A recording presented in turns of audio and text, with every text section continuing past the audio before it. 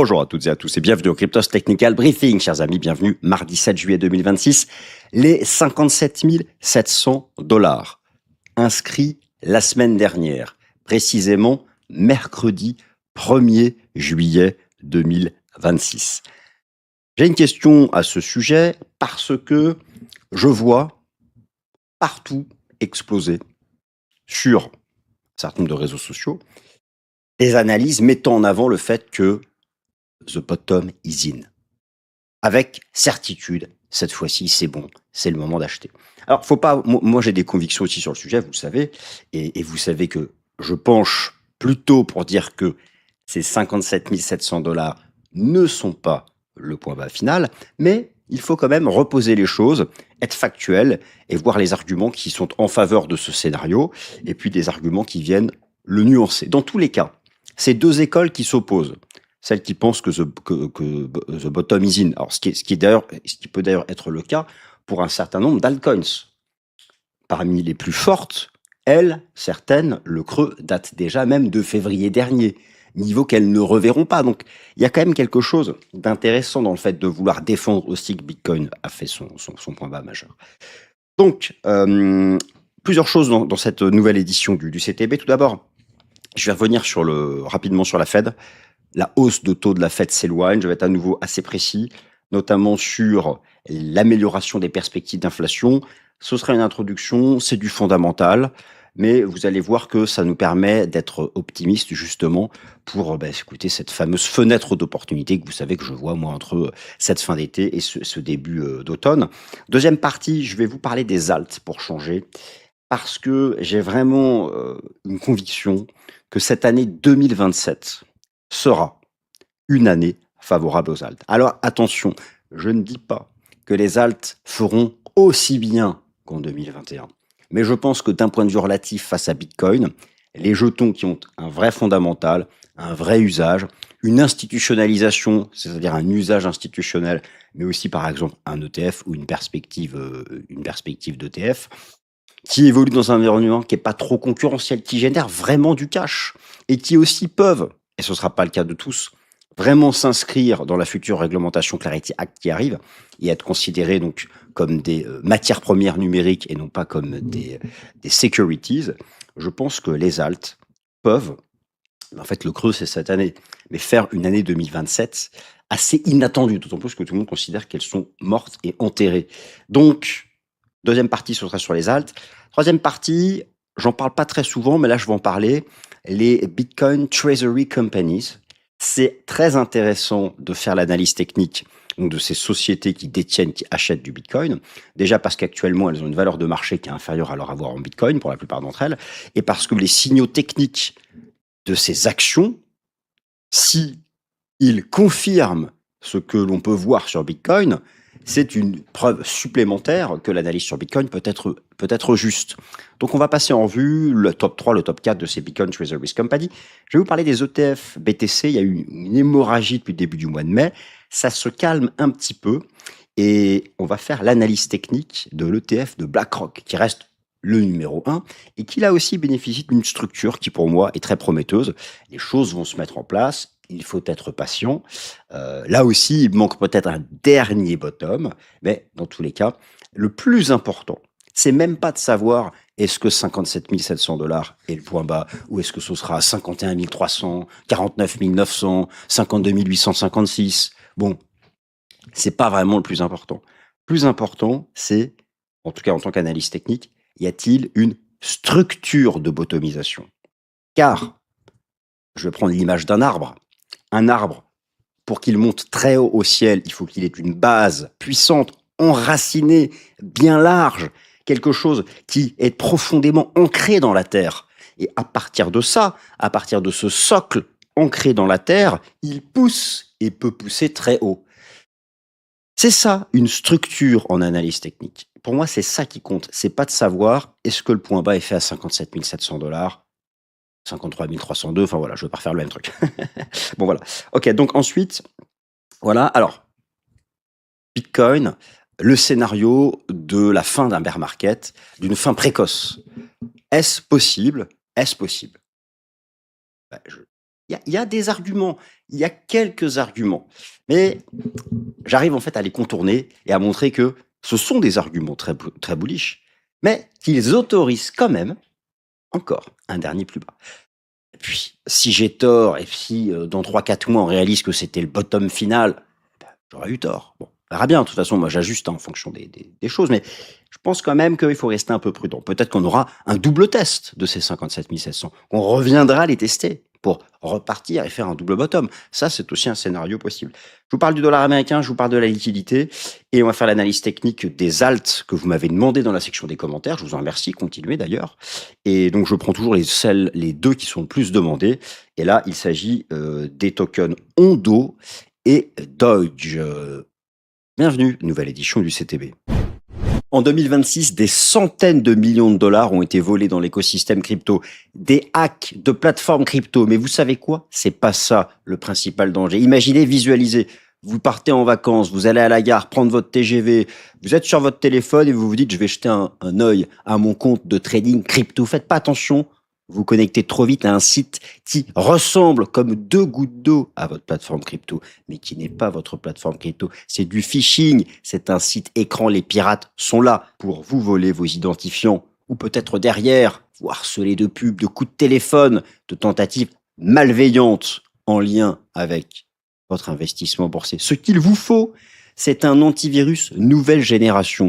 Un antivirus qui anticipe les menaces, qui bloque les menaces avant même qu'elles ne puissent approcher de loin votre ordinateur portable, votre laptop, votre téléphone portable. Cet antivirus nouvelle génération qui utilise l'intelligence artificielle, il est désormais intégré à NordVPN, qui était déjà le VPN le plus rapide du marché, qui sécurise votre connexion et toute votre activité en ligne. Chers amis, imaginez aussi, malheureusement, vos données, ça fait longtemps qu'elles circulent sur le dark web. Là, vous vous dites, c'est trop tard, mes données sont sur le dark web. Vous savez, on reçoit tout le temps des coups de fil. On sait pas comment ils ont eu notre numéro de téléphone ou notre email. Eh bien, avec l'application, la fonctionnalité dark web de NordVPN, cette fonctionnalité scanne le dark web et vous avertira tout de suite si vos données sont déjà en train d'être commercialisées entre pirates sur le marché noir. Et dans ces cas-là, qu'est-ce que vous faites? Vous vous dépêchez, vous changez votre identifiant, vous changez vos mots de passe, vous changez tout. Et vous êtes à nouveau tranquille. Chers amis, cet antivirus nouvelle génération, foncez, satisfait ou remboursé pendant 30 jours, 4 mois d'abonnement supplémentaire. Comment? En utilisant mon lien en description. Antivirus NordVPN nouvelle génération, c'est ce qu'il vous faut pour protéger votre portefeuille crypto. 3, 2, 1, ignition starts. Here we go. Bon, les amis, j'ai pas envie de vous vendre du rêve, mais je pense que petit à petit, le scénario d'une hausse du taux d'intérêt des fonds fédéraux de la Fed s'éloigne parce que l'inflation se normalise, parce que le marché du travail US est un peu tendu, mais c'est pas le plus important. Le plus important, c'est l'inflation qui se normalise et surtout le scénario d'une seconde vague d'inflation que les collapsologues souhaitaient, qui s'éloigne. Pour autant, je ne veux pas vendre du rêve. Le marché, il y a toujours équiprobabilité entre un statu quo de la Fed et éventuellement une hausse de taux qui passerait à la rentrée en septembre ou en octobre. En fonction des chiffres qui tombent, la probabilité bascule dans un camp ou dans l'autre à chaque fois. Et là, il y a équiprobabilité parfaite. Alors, en revanche, il y a quand même des éléments qui sont tangibles et qui permettent de se dire que c'est un scénario qui pourrait être évité. Si vous voulez, pourquoi je commence par ça?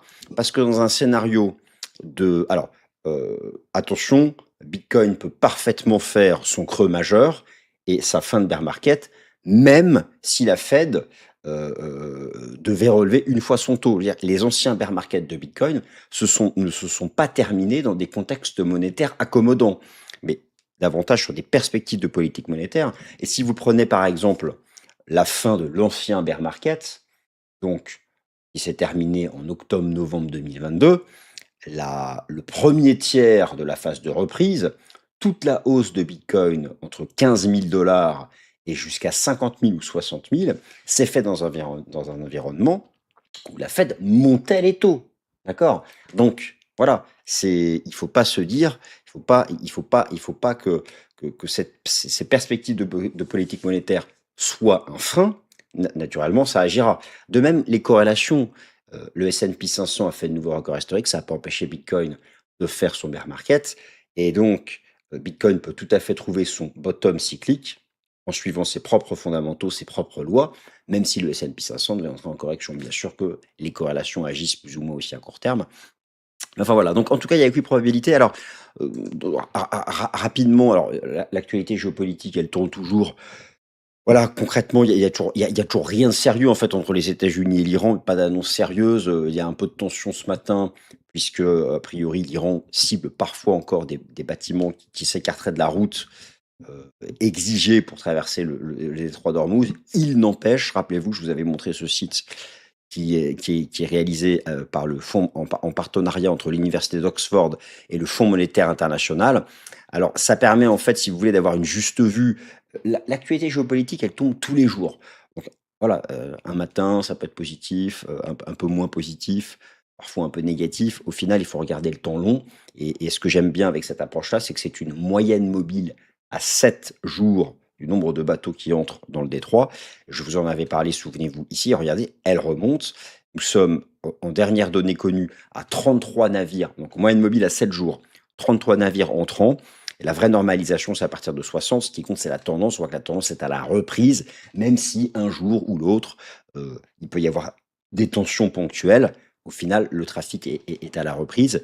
Et la meilleure façon de s'en rendre compte, c'est de regarder le prix du pétrole, donc qui a comblé le gap haussier du lundi de mars. Donc, si vous voulez, tout ça, là, tout ce que vous voyez, cette chute ici du prix du pétrole, c'est quelque chose que vous allez voir arriver, d'ailleurs, les indicateurs avancés le disent, c'est quelque chose que vous allez voir arriver à partir de cet été et à partir de l'automne dans la baisse de l'inflation nominale.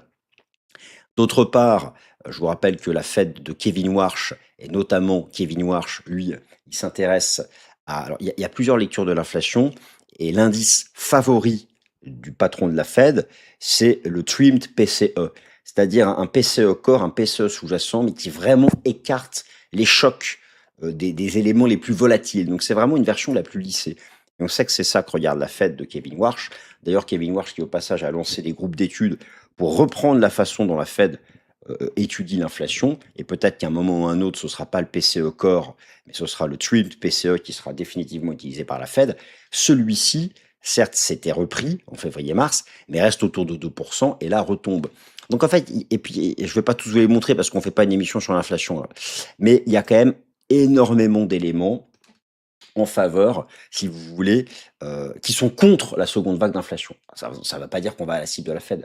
Mais voilà, donc à partir de là, si vous voulez, si les perspectives d'inflation s'améliorent et que la seconde vague d'inflation est neutralisée, quel est l'intérêt de remonter le taux d'intérêt des fonds fédéraux qui, en plus, est toujours en territoire restrictif? Bon, enfin voilà. En tout cas, Réserve fédérale des États-Unis, quand bien même et j'y crois même pas, mais bon. Imaginons qu'une hausse d'auto technique passe à la rentrée, c'est pas grave. Le marché est toujours dans l'anticipation. Donc, on peut très bien avoir un scénario de hausse d'auto technique, parce que je sais pas, ça prend trop de temps, l'inflation core se maintient, voilà, ne rebaisse pas assez vite, mais derrière, il y en a plus. Voilà. Et au final, c'est dovish. Vous voyez ce que je veux dire? Bon, bref.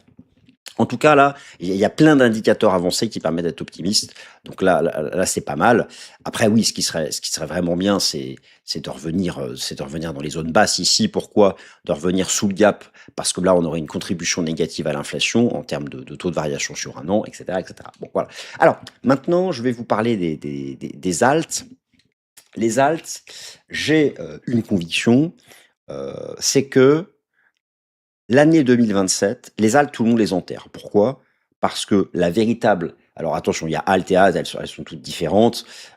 Sur le cycle précédent, il y avait quand même eu un mouvement intéressant entre octobre 2023 et mars 2024, d'accord?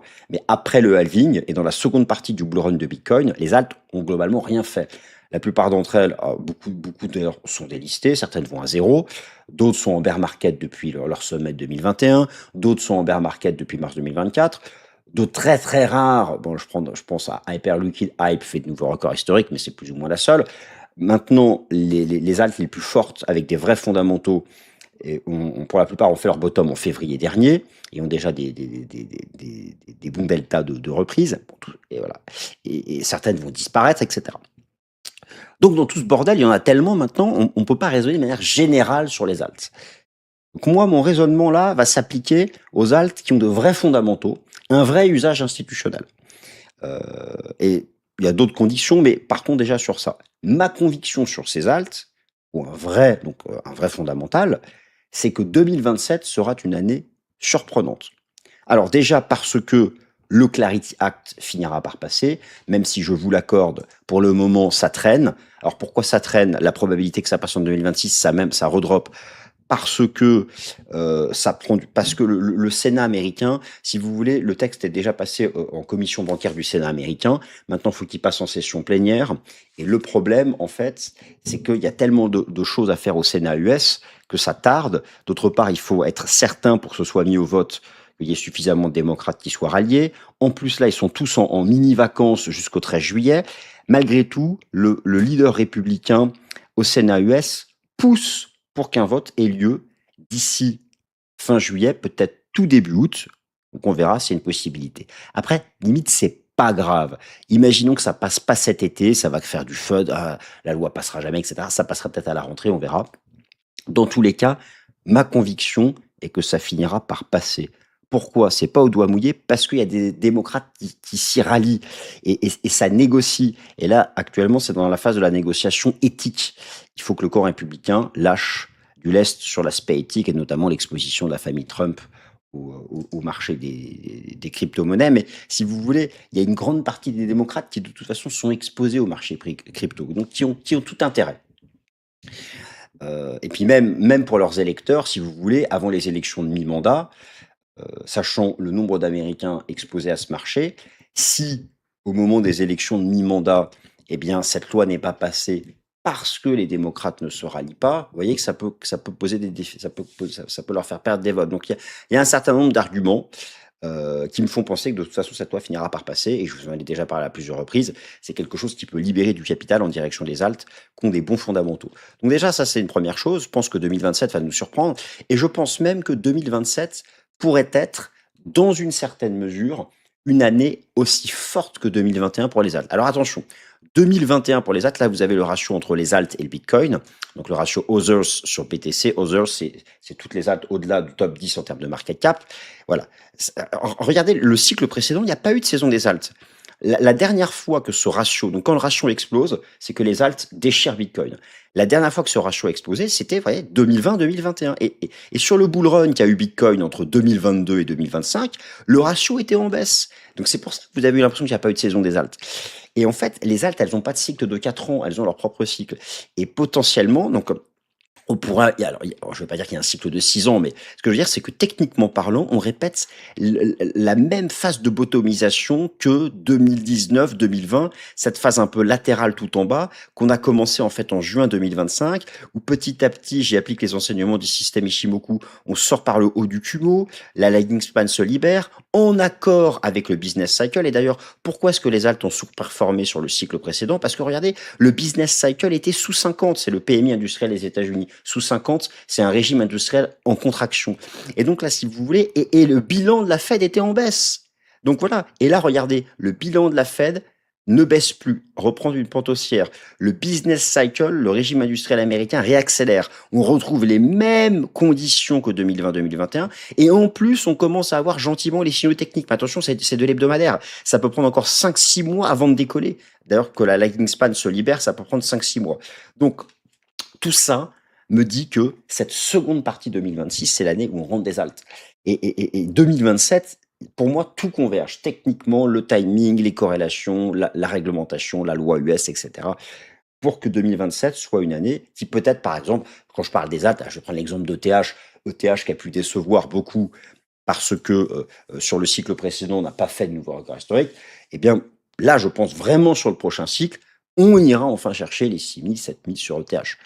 6 000, 7 000, peut-être plus, peut-être que ce sera 1000 milliards de market cap, on verra, peu importe, mais voilà, pour moi, il y a vraiment tout qui s'aligne. Alors, c'est pas pour cet été, hein, mais c'est, vous voyez, cette explosion du ratio, Je pense vraiment que ça va arriver en 2027. Et voilà. Donc, d'un point de vue technique, on a toujours un range de la dominance de Bitcoin et ça peut ça peut très bien durer assez longtemps. Et on est toujours sous le Kumo Weekly. Et je pense qu'à un moment ou à un autre, ça redroppera. Enfin, voilà, il y a des choses qui moi m'intéressent. Les alts, je peux les regarder d'une autre façon. Je peux par exemple regarder Total 3 en retirant Bitcoin et ETH. C'est intéressant de noter que là, donc on est posé sur le sommet du cycle de 2018. On a quasiment retracé 78,6. Il y a le début d'une div. Bon, il y a le début d'une div d'ailleurs. Ce fut ici aussi. On avait une div très très longue.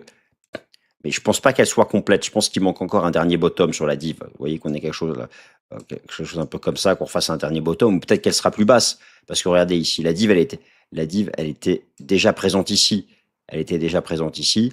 Mais on a fait le dernier cru ici à automne 2022. Donc c'est pareil, je pense que par ici, Total 3 va trouver un bottom et derrière sera en mesure de repartir. Et si vous voulez, si Total 3 n'a pas été capable au cycle précédent de casser, de faire de nouveaux records, c'est parce que le cycle industriel ne l'autorisait pas, c'est parce qu'il n'y avait pas la réglementation US, c'est parce que le bilan de la Fed ne l'autorisait pas, c'est pour toutes ces raisons. Et donc le bilan de la Fed, le Clarity Act, toutes ces choses n'étaient pas présentes au cycle précédent, donc les alts ont sous-performé. Ben, je pense vraiment que 2027 sera différent. Donc voilà, et donc c'est l'année, si vous voulez, où il faut rentrer, puis après faut attendre, parce que tout ça met du temps, ça peut encore prendre 4, 5, 6 mois avant vraiment de partir en forte hausse. Maintenant, les Bitcoin Treasuries Company. Alors, il y a des choses qui sont intéressantes. Donc, effectivement, Strategy, 21 Capital, Metaplanet, Mara Holdings. Là, je vous donne le top 4 des boîtes qui détiennent des bitcoins. Strategy vend maintenant des bitcoins, mais de manière ultra stratégique pour le coup. Déjà, Strategy, ils ont maintenant une réserve de cash qui leur permet d'avoir devant eux, de faire face à 17 mois à leurs exigences en dividendes notamment. Donc là, ils sont tranquilles. Malgré tout, dans le plan qu'ils ont adopté, ils s'autorisent de temps en temps à vendre des bitcoins. Là, ils en ont vendu 3-4 000 en début de semaine pour payer certains dividendes, certaines de leurs exigences, certaines de leurs échéances. Le marché résiste plutôt bien, c'est même plutôt bien vu. C'est fini l'accumulation comme ça, les yeux fermés. Ils ont 850 000 bitcoins, ils peuvent bien vendre 10, 15, 20 000. En fait, si vous voulez, ce que le marché peut apprécier, c'est que même s'ils vendent quelques milliers de bitcoins, en plus de leurs réserves en cash, ils peuvent encore faire face à 15, 20, 26 mois de bear market. Mais là, franchement, je mets ma main à couper que jamais le bear market terminera au-delà de 26 mois. Au plus tard, imaginons vraiment qu'on a un bear market qui dure et qui dure. Imaginons, c'est vrai que la durée moyenne, c'est 1 an. Donc c'est septembre-octobre.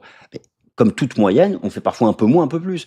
Et au pire, on va jusqu'à décembre. Imaginons. Allez, le bear se termine en décembre. Je sais, ce serait relou, mais imaginons que c'est possible. Bon. Même ça, c'est 5-6 mois.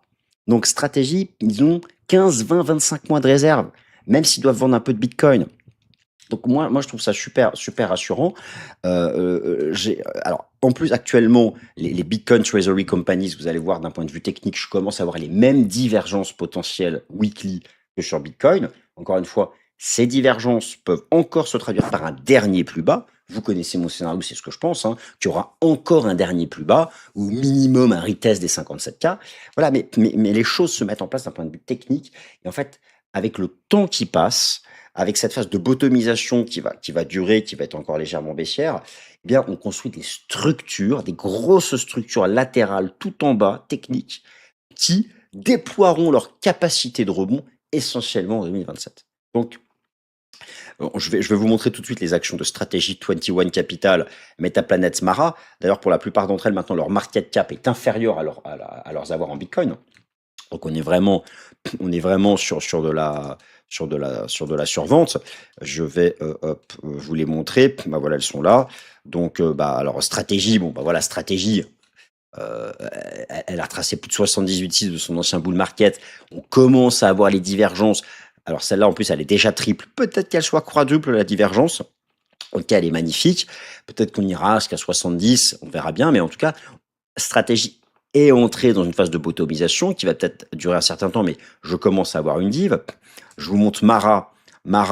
Alors Mara, c'est celle en fait qui est plus ou moins encore tout en bas. C'est celle qui tient le mieux en fait, Mara, qui elle, a déjà commencé à se reprendre. 21 Capital, je commence aussi à avoir une double div ici en weekly. Metaplanet, j'ai une belle div ici en données journalières. Alors oui, ces titres sont au tapis, hein, pas comme le bear market de Bitcoin.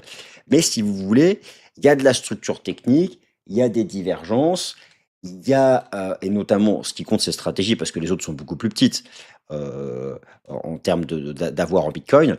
Et si vous voulez, le fait que stratégie ait mis en place de quoi faire face à 15-20 mois de bear market, pour moi, c'est serein. Bon, ok. Voilà. Alors, ETF crypto, le retour des inflows. Alors ça, c'est intéressant. Depuis début mai dernier, il n'y avait que des outflows. Et là, depuis 2 jours, en fait, il y a des inflows sur les ETF crypto de manière générale. Donc, pas que Bitcoin, pas que Ethereum, pas que Bitcoin. Il y a aussi ETH, Solana, XRP et Hyperliquid, même s'ils sont encore tout petits. Donc, sur les 3-4 derniers jours, il y a un retour. Et moi, ça m'intéresse parce que ce retour se fait à chaque fois, en fait, se fait en parallèle des annonces de stratégie. Donc, ça montre qu'en fait, la haute finance apprécie le plan de stratégie, apprécie les annonces de stratégie, même si ça crée de la vol. Tout ça est très bien pour la suite. Et d'ailleurs, si je vais sur l'analyse technique de l'ETF de BlackRock, qui est de loin le plus gros ETF Bitcoin, eh bien, lui, il a presque retracé le 78,6 depuis son introduction, avec une structure en printemps. On a cette magnifique divergence weekly qui fait écho à celle des sommets de la fin de l'ancien bull run. Peut-être qu'il manque un dernier bottom encore, mais en tout cas, ce sont des choses. Moi, quand je vois, si vous voulez, je dis tellement trop si vous voulez, mais c'est comme ça. Quand je vois, si vous voulez pas, bon, bref, toutes ces divergences weekly en préparation sur Bitcoin USD, sur les Bitcoin Treasuries Company, sur le plus gros ETF, je me dis, les choses se mettent en place dans le timing attendu de ce second semestre qui doit voir la phase de bottomisation avec une structure sous les pieds et donc idéalement des divergences. Donc voilà, donc ça ce sont des choses en fait moi qui me permettent de continuer de me projeter. Alors pour autant, le point bas est-il, le point bas du bear market est-il fait? En clair, est-ce que Bitcoin a fait donc son bottom définitif à 57 750 $ après avoir inscrit un drawdown de 54%? C'est un drawdown qui est intéressant, moins 54%. Les drawdowns de bear market sont décroissants. Bon, le dernier c'était moins 75. En gros, concrètement, effectivement, le drawdown final doit être entre moins 55 et moins 65, moins 70.